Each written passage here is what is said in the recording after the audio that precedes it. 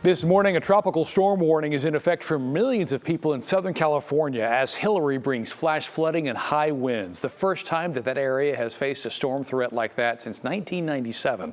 Cleo Green is with us here in studio with more because the images have been taking over social media. They are under a deluge, Cleo. Yeah, 100%. And I got to mention here, bringing up FlightAware's misery map here, it's not looking too bad this morning. That's because over the weekend, thousands of flights were canceled. I'm talking about 6,700 alone were canceled on Sunday from Southwest. So things are trying to get back on track as they were delayed and canceled yesterday. So we'll see what happens as a ripple effect later this week. You were talking about social media. Hilary is trending this morning. So is earthquake. I really did want to bring up this picture here of Dodger Stadium in downtown LA because it was a wild scene there. This tweet from Baseball History Nut. You can see it's just flooded. The whole stadium here flooded from all of that rainfall.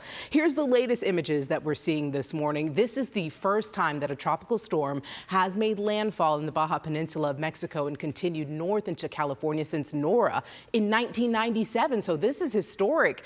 Right now, Tropical Storm Hilary is pushing into Southern Cali with strong winds and record-breaking downpours as residents right now face down power lines, flooded streets, and those evacuation orders.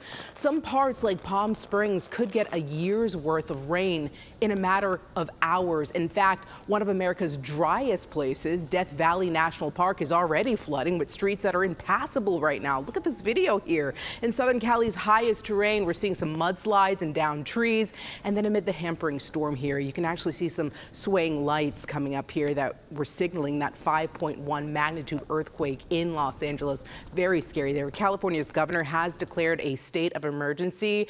President Joe Biden has said that he's now sending resources to help out. But I got to mention, maybe one good thing here, Marielle, is that the experts are saying all of the rainfall could help with potential wildfires. Yes, we're definitely coming up on that season, so definitely always something to be thinking about. But LA has had it pretty rough here in the past year. Think of all the flooding that happened during the spring. Think of the blizzard warnings and the higher terrain over the winter. So they have been getting quite a bit of moisture for the past year. And this is just some estimated rainfall totals. This, by the way, does include the Baja Peninsula, and that is where there were anywhere between 5 to 7 inches of rain. But I'm going to focus in here closer to Los Angeles and just north of Palm Springs, where over 5 inches of rain fell. Again, this has just been over the weekend, just over or close to 5 inches, but reports of anywhere between 5 to 7 inches just to the north on the northern side of Los Angeles. And of course, we have to talk about that earthquake. Yesterday, there was an interesting term that was trending on social media. Hurricane. I do have to say that's not a real term, but you know, social media gets creative. It was just really to describe the earthquake that happened during the tropical storm.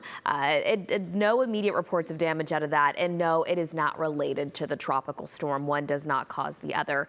This one, by the way, a magnitude 5.1. That area hasn't seen a earthquake of that magnitude since 1932. But the rain continues anywhere from Southern California towards Nevada. Flash flood watch and warning still in place. So we are going to see that this tropical storm is going to continue to downgrade here over the next couple of hours because it's in some higher terrain. And hopefully we'll start to see a little bit of drying out so that the flood can recover. Kara.